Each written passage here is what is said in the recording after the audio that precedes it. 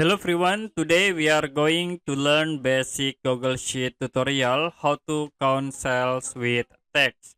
As example, I will create text in here. Okay, you can type apple, mango, orange, watermelon, kiwi. We'll create again apple, orange, apple, and the last mango.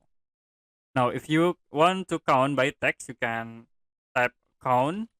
If next, you can set for the rank. I will rank from this point into here, comma, and then you can set for creation. Here I will set into apple, and you can press enter. So the apple has 3 words in this selection. I will set again. You can type count if next for ranks, and I will set into orange and press enter.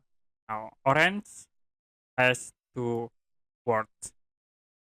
Okay, that's it for a basic Google Sheet tutorial how to count cell with text.